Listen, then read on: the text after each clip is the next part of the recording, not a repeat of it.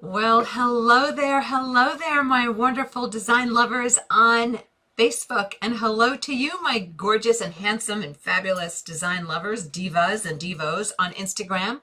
Great to be here with you. I'm Donna Hoffman. They call me the Interior Design Advocate because I advocate on behalf of design lovers everywhere to help erase the ugly room, get rid of the result that you're not in love with, so that you really get empowered to do design in ways that you never thought you could or would.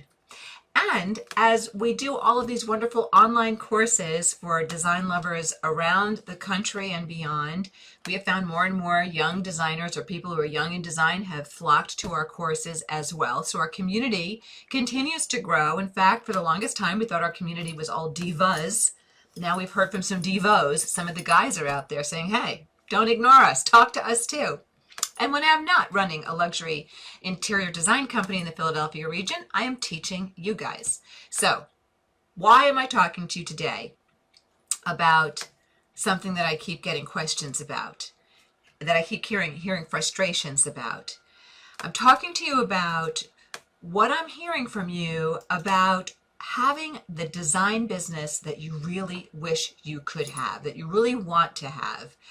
I have been blessed with an amazing design business. But I'll tell you honestly, I started my business during the Great Recession of 2008. So I have only ever known a difficult climate. Only. So when I hear my wonderful design community of design lovers, you're so smart and you're so capable. When I hear you saying, oh, I wish, oh, I started my business 5 years ago and it's not going the way I wish it did, or a couple of years ago, or I just started a year and a half ago, or I wish I could start. I'm keep trying to, dive into the pool and I haven't been able to do it yet. So that's why I wanted to talk to you today about what is holding you back. What is holding you back from having that design business you really, really want to have? So you tell me, before I do some teaching, put in the comments section, what are the top 3 things that you believe are holding you back? And it could be that you've already started your business and it just isn't going the way you wish it did.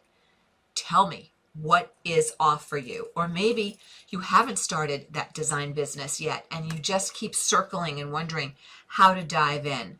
So I want to hear from you first, and I'm definitely going to be doing some teaching. Of course, my comment screen is not working. So am I live on Facebook? I think I am. I think it's all working. Here it is. All right. So yeah, so no comments yet. So, all right. So then I'll just start doing some teaching, but I want you to put in what is holding you back. What are you tripping on?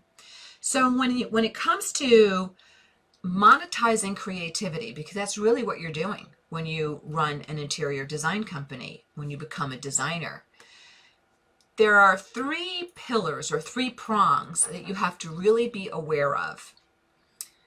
And they break down in the following ways. One is the business of business.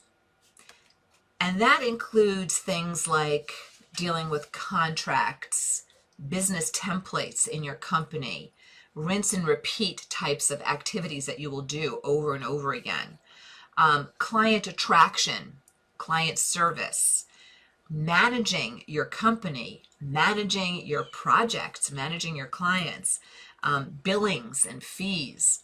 Project management kind of brings us into the second pillar. But before I get there, let me see what you guys are saying. I'm already starting to get some input in terms of what it is that's holding you back. That's the question we're asking. So put in the answer. What's holding you back from having the design business you absolutely want, whether you just started within the last 5 years or whether you're thinking, gosh, I really want to do this already? What is holding you back? Okay, so questions that I'm getting from Fernanda. She's saying self-confidence. Fernanda, that is a really important topic. We're going to talk about that. That tracks back to one of the key pillars. Annette Andretti is saying fear, money, no business plan. All right. So the business side of the business, we're going to talk about that. Mindset, we're going to talk about that as well. I call it mindset and soul set. Beth is saying, haven't started yet, wants to know how to dive in. Beth, that's another really important consideration and a common knee-knocking thought that keeps drilling through your head. Barb is saying, I'm not a designer, but I'm happy to listen. However, I have a coaching and yoga business. All right, so Barb is also an entrepreneur. She knows what it is to be a businesswoman. Wendy is saying the marketing side and the tech side, so good. I'm going to go back and answer all of these. Beth is saying fear that she doesn't know enough.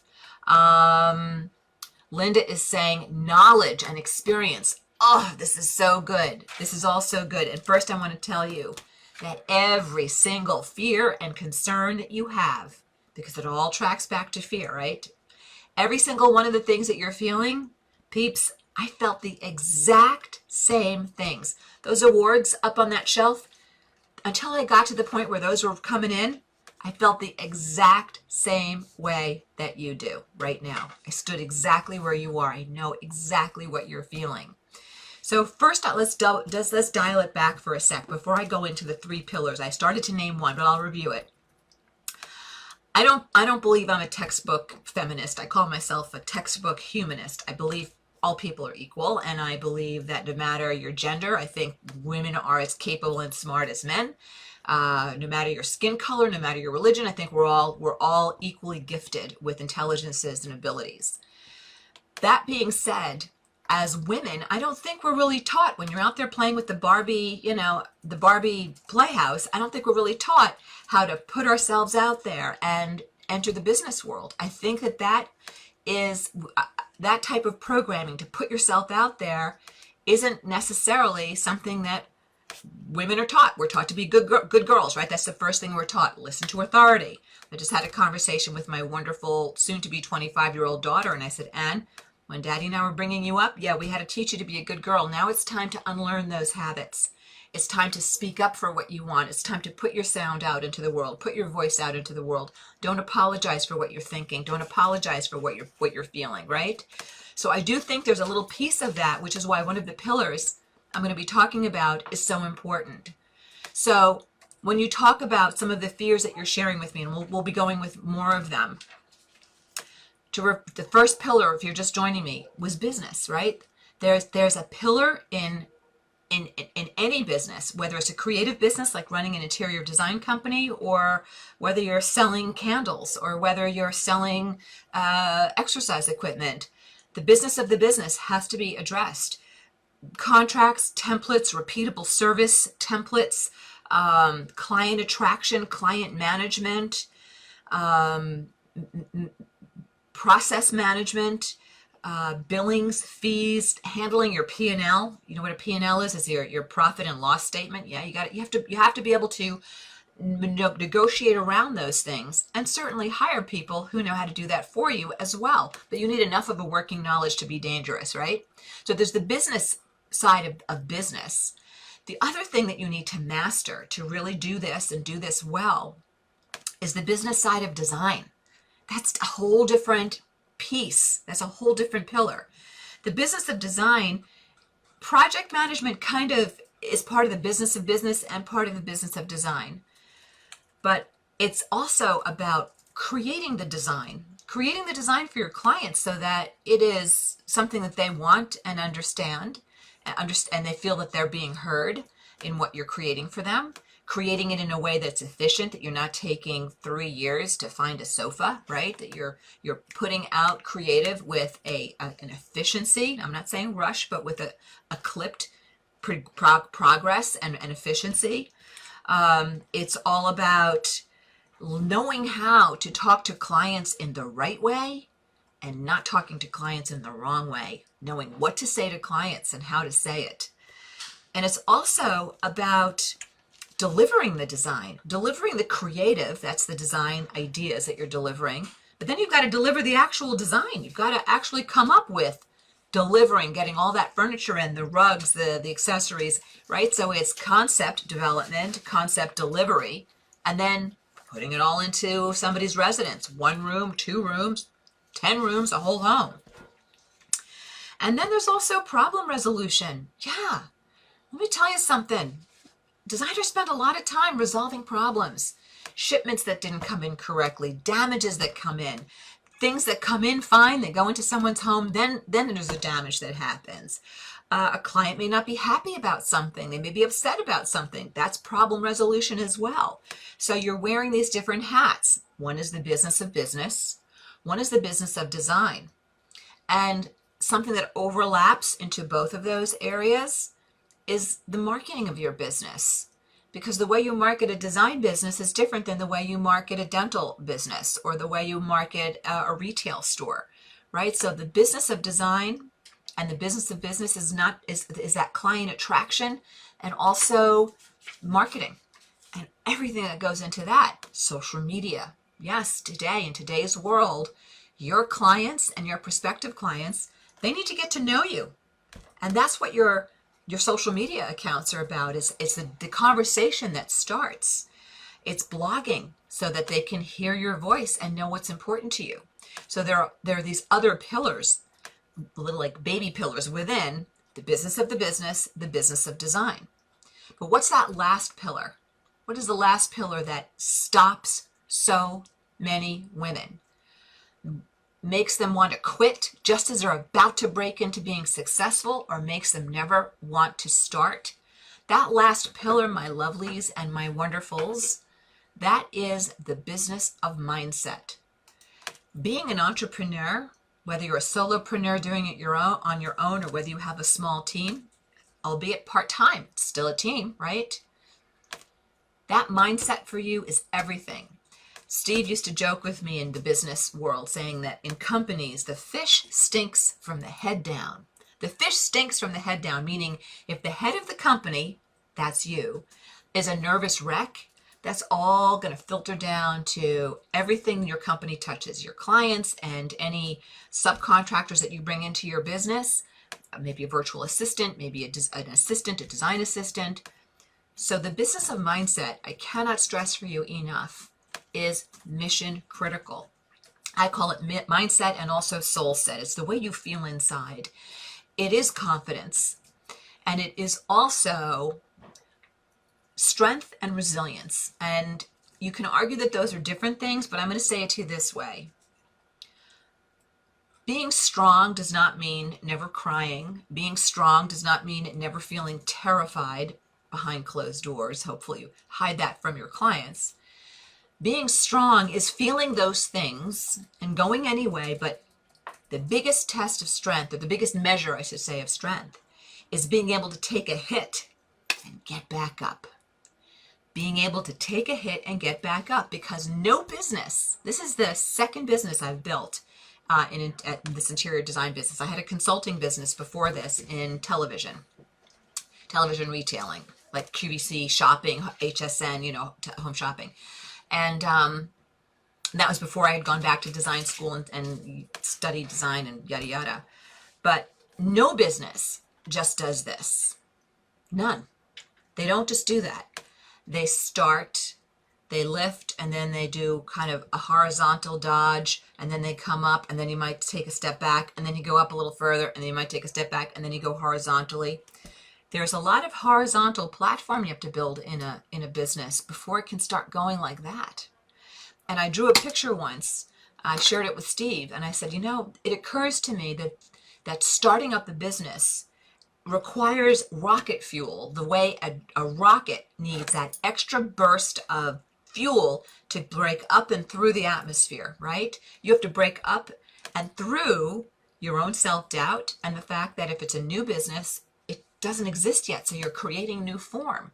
So everything you're feeling is so normal, and the list I've given you was not to overwhelm you. It was, if anything, to show you, A, you are totally normal for feeling everything you're feeling, and B, if you can start to break it down into its raw components, you can start to see where you need to build more muscle.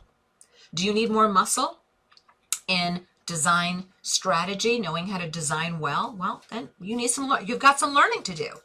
Do you need more muscle when it comes to the business of design or the business of business? Well, then you've got a little bit of learning to do. You're smart enough to do it. You're strong enough to do it. You can do it.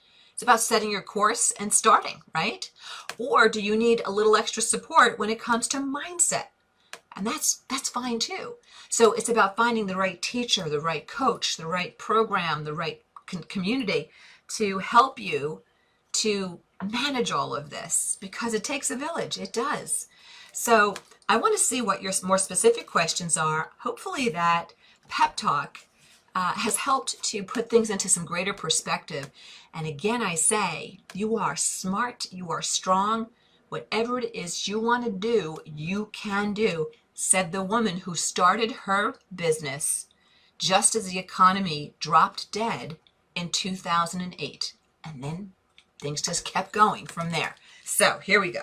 All right, so I'm getting comments from Home Decor Life Love. Home Decor Life Love. I believe your name is actually Melissa, if I recall. She's saying, "Hi, sweet lady. First of all, you are such a blessing to us all."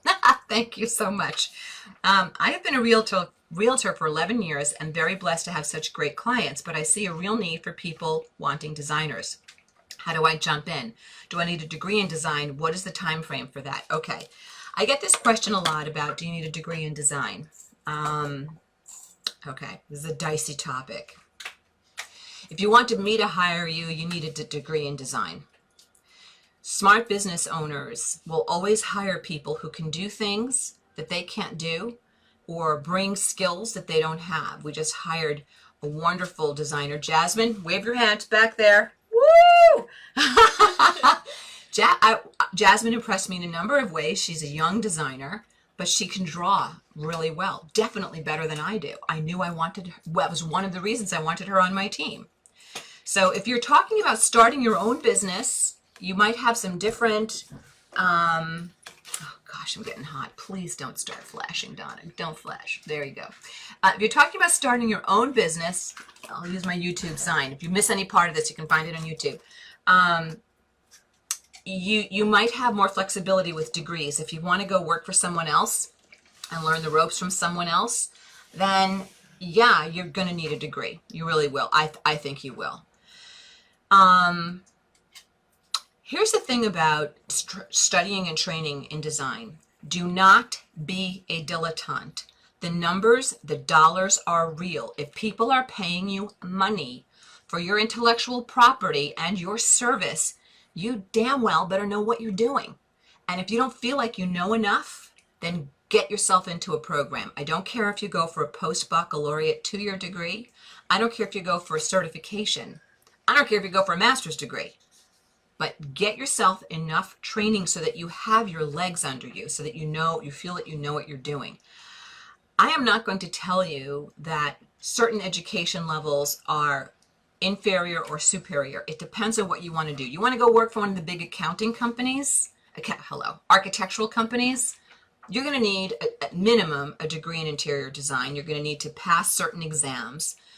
You may also need a degree in interior architecture, and you may even need a master's degree in design if you want to work for one of those big international architectural firms. If you want to work for a small local designer, a boutique company like mine, you're going to want a degree or a really great looking resume with at least an impressive certification on it. Okay? So definitely get training.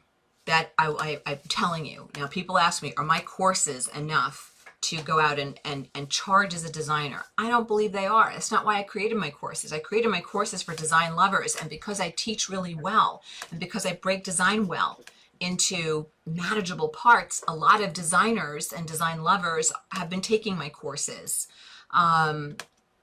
And I do touch upon things in my courses that you don't necessarily learn in design school, especially on window treatments, especially on styling out jobs, and especially running a job. Because in design school, the popular rhetoric right now in the design community, and please, if you're a professor of design, don't send me a hate letter. This is just what the common talk is right now, is that people coming out of design school can't design in residential.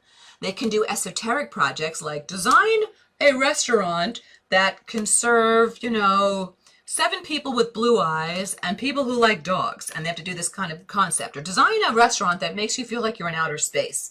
Yeah, that's all great, but how's that helping, Mrs. Simmons, who calls you, who says, I need help designing my living room and my dining room? you know, and I need to start from scratch. So design school can start to get kind of esoteric in places in the 4-year degree programs. Again, don't shoot the messenger. I'm just, you know, letting you know. So I want you to get training if you feel that's what you need, but I want you to get training in the areas where you feel you need it. I don't know if I've answered you specifically enough in terms of how long it takes. Post-baccalaureate degrees, full-time, can be 2 years. Certification programs can be anywhere from 1 year to 2 years. You might find with the certification that it's not enough training, and then from there you want to add some supplemental coursework. That's fine too. So hopefully that helps you. There's even more answer here, but hopefully that helps you get started. Okay, I want to jump. If you have a follow-up, Melissa, I hope I'm calling you by the right name. If you have a follow-up, pop that in there and I'll get to it. Okay, so here we go. So back to Fernanda, who says self-confidence is the issue. Fernanda, I hope you know now that you need to bulk up in one of those pillars, and I want you to do some writing. Where am I lacking my confidence? Is it on design? Is it on the business of business, or is it on the business of design? Get specific with yourself. Where do you need to muscle up? Annette, you're telling me it's about fear. That's mindset. No business plan. That's some business skill that I want you to read up on, do some Googling on. I've got a great checklist I've put up for you guys if you want to look at. It's a design business startup checklist. It's got like 24 points on it. Tells you what you need to do. And if you've already started your business, I'd still get it. See what fell through the cracks that you haven't done. And Annette, money, that's mindset. That is absolutely mindset. And yes, if you have money mindset issues, you're going to bring that right into your business, and you're going to attract clients that are going to push that button in you as well. So mindset would be some great place for you to start, Annette. That's where I would start if I were you, drilling down on those mindset blocks that you're having. Beth is saying you don't know how to dive in. You just kind of have to start, Beth. You got to get your ducks in a row. I would definitely get that checklist, Beth. I think that would be perfect for you. And we have a link for it in the description on Facebook. And for you in Instagram world, a link in description. We'll do that. Wendy, you're saying marketing and tech. Okay, marketing is partially the business of design. It's partially business. Tech, you'll master the tech. The tech is not as impossible as you think it is. And guys, you know, you can job somebody in to do your billing a couple of hours a month when you first start. That's all you're going to need. And you can work virtually with somebody. You know, the amazing thing about the world we live in right now, my copywriter, she's in India. She's amazing. I met her at a conference here at the U.S. in California. I think we're in San Diego. She's unbelievable. She's across the world. Another phenomenal consultant in our company. She's in Australia. She's fabulous. Yes, and we also have plenty of people that we employ here in the United States as well. But what I'm telling you is a lot of my team, even here in the U.S., I'm here. One of my team members is in North Carolina. Another one of my team members is in Washington State. Another one of my team members is in Canada. So you don't have to be, you can do virtual help in your business. Same thing with your bookkeeping. You can outsource that much sooner than you even realize. So don't get worried about the tech side. Beth, in terms of feeling like you don't know enough, I want you to get specific with what you feel you don't know. But again, Beth, I've already told you, I think you would be great to get that. I would get that checklist. I think there's some good meat in there. Hello from Los Angeles, from Sherry. Hello, Sherry. Okay, Linda, you're saying knowledge and experience. Okay, so knowledge we've talked about. You need to know where are you lacking in knowledge and where do I need to, bulk up with that. But in terms of experience, that's tough.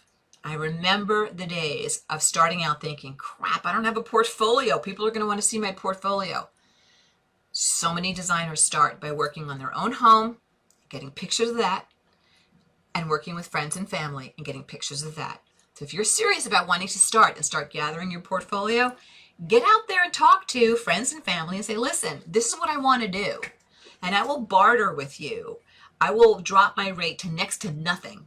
But don't do it for nothing. Even if it's you're going to make a donation to a favorite charity when this is all done in the amount of X and agree on what that amount is, just so there's some exchange on the energy, just so they put a value on what you're doing. But you're going to say, I'm going to just do this for you for very little so that I can then take pictures of this when it's all done. That you promise you're going to finish it, I promise I'll help you do it so I have something to photograph. And then you're going to photograph it. And I'd love to teach you how to use your iPhone to get pretty decent pictures to start out with. In fact, we have 2 pictures on our portfolio that I didn't want to put the money into photographing professionally, but we took pics on our iPhone, and our marketing people said, you know, those look really good. So let's just get them out there on the portfolio. So there are ways. So maybe you can Google that for now, how to get good pics on, using your iPhone of an interior. Okay. Celeste is saying she's self-taught, doesn't have a license. Depends upon the state you're in. Some states do require licensing. Thank heavens I don't work in one of those states and have that regulation. I think you've got to be careful with self-teaching, being self-taught, Celeste. I just wrote a really fun blog post. We posted in our private groups. We asked people, my team asked people, what do you want to know about Donna? What would you want to ask her? And I got the sweetest questions in, and I wrote about them. And one of them had to do with me starting as a designer. And I told the story about when I decided I wanted to do it. I called a designer who I really respected and admired. I had hired her to work in our home, actually, to design for us. She said, Donna, whatever you do, don't be a dilettante. If you want a serious business, you need some serious knowledge, and make sure you go to school and you learn, because the mistakes that you can make are too great, and the hot water you can get into with clients is too hot. You don't want to don't rely on hey, everybody tells me I'm terrific at design. Don't rely on your instinct. Get technique. So I would definitely say, Celeste, I do not doubt for one heartbeat that you are uber talented, but I would love to see you make sure that you have some technique under your belt. Get some and supplement with some training. Even if you feel you don't need to go into a program, think honestly about where you think you could grow as a designer and take a course in it, a course or 2 or 3 in it. Alrighty. Sherry is telling me the premise of feminism. So hopefully I said something good and I didn't piss Sherry off. I don't know. Who knows? Heidi is saying, I haven't been on for a while. I had a leak. Ay, ay, ay, ay, ay, ay, ay. Can I send you pictures and get an opinion on the type of color for your flooring? No, you cannot, Heidi. The number of requests I get for private design work from Instagram, DMs, and Facebook, it's an honor, and my YouTube channel, I just don't have the brain power and bandwidth to do it because I'm working for all of my clients. If, Heidi, you're in one of my private Facebook groups or one of my courses, definitely you can post pictures. The whole community will chime in. My team will chime in. But I personally, I can't tell you to send me pictures. I'm sorry. There's only one of me and thousands of you guys. Jennifer is saying on Instagram, how do you go back to school at the age of 53? Don't most clients want to see that you have a degree? Jennifer, I have never once been asked by a client ever if I have a degree in design. Never once. Not once. I had a real pill call me once, and she wanted to know if I belonged to a certain organization. And I said, no, I don't. I said I could join them, but I haven't. She was a pill, and she believed she knew more than all designers put together. So I managed to make sure she didn't hire me. Remember I told you there are ways to talk to clients and ways not to talk to clients?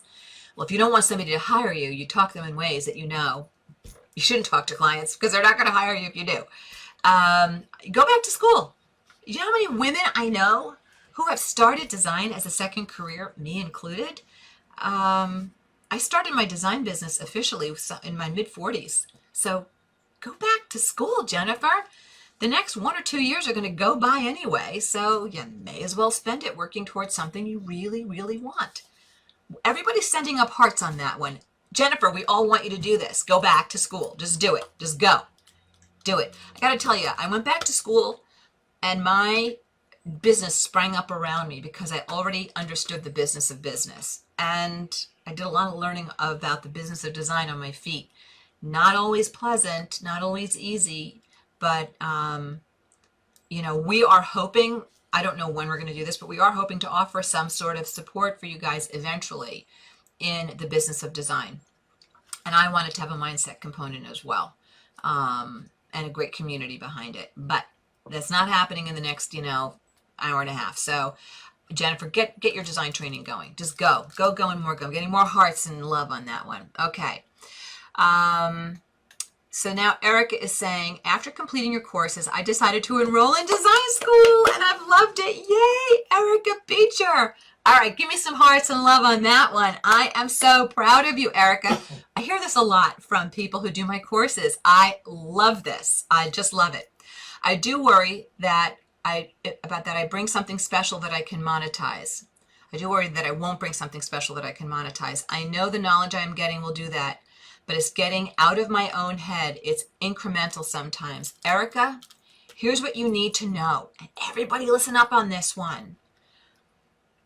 If you have studied design, if you have design technique under your belt, and if you have the business of design under your belt, efficiencies, you already know so much more than your clients. And your clients are coming to you because they're wonderful. They want what you can help them with. They need you, and you know more than they do. And one of the greatest things to do and to say, and my clients still tease me about this, but I don't like to speak too soon in design. If a client asks me something, because as you're with a client, you have to really design on your feet a lot. You're presenting things that you've already prepared, but then questions come, and what if we do it this way? How about that? Blah, blah, blah. But if a client ever asks you something that you are not 100% ready to give a solid yes or no on, you may steal this phrase. All you need to say is, I want to percolate on that. Let me percolate on that, and I'll get back to you. I'm not sure how I feel about that right now. Let me simmer on that. And clients always say, oh, okay. And then I can kind of digest what they're trying to put into this, creative paradigm. And if I think it's a wise move, and I can tell them why I think it's a wise move, or if I don't think it's a wise move, but I can tell them why it's not a wise move. So don't be afraid, Erica, to slow it down, own your mastery, be centered. And the other thing is, you have to make sure you're taking on projects that you are fairly confident that you can do. You don't want to take on a renovation project out of the gate if you've never done a renovation before. Do decorative design. Help somebody with selecting furniture and soft goods and case goods. Get your sea legs under you before you start to go into larger and larger projects. Do you think I started out designing full residences? No. Do you think I even started out designing full rooms? Well, I had a couple full rooms right off the bat, but I had a lot of piecemeal design. I had small projects that now for our company are too small to take on because of the way our business has grown and the way I've created my team model. I don't have the bandwidth to release people into small projects because of the churn that can create into a company. You know what I mean by churn? What's a good way to describe churn? It's like extra wheel spinning that happens. So, Erica, I want you to keep going. I'm really excited for what you're doing. I want you to keep going. All right. So, Heidi is saying, thank you. I miss you. Good. I'm glad, Heidi. Well, it looks to me as if so many of you have gotten your questions in, and I hope I've been able to help you. Let me tell you, if you missed any portion of this, if you have more questions, put them in. I'll tell you what we're working on next week, which is jumping back into design. If you missed any portion, head over to YouTube and you can find us there. Find this exact video there. And definitely you want to get that checklist if you don't already have it. If you're not already following me on Instagram, you can do so at decorating.genius. That's at decorating.genius. There it is. You guys already are there. But if you're not already following our design studio, I posted something fun, actually, a little peek in the design studio today. That's at Decor. Is that right? At IDH Designs. Yeah, there it is. It's at IDH Designs. That's for our luxury design company. And what we're doing next week, this is a goodie. Next week, we're talking about the top furniture placement mistakes. The top furniture placement mistakes. So bring your furniture placement questions with you because we're going to be blowing through those, okay? So I don't see any other questions coming in. I think we're going to wrap it here. Loves, you can do it. You can build the business that you want to build. You can become who you want to become in design. All right? Be wise, be masterful. take chances, give yourself the support and the training that you need, and it'll all come together. I promise you. I'm living proof. Okay. All right, dolls. I will see you and divos, men and lovelies and gentlemen. One of my guy students complained that I'm not addressing the guys. So I'm trying to remember to do that. So divos and divas, lovelies and gentlemen, I will see you next Tuesday, 4 p.m. Eastern, talking about the top furniture placement mistakes. See you then. All right, guys. Bye-bye now. Hi, this is Donna. Thanks so much for watching. And if you like this video, please hit the like button and comment below so I know what you think. And don't forget to subscribe to the Interior Design Advocates channel so you don't miss any of our great content.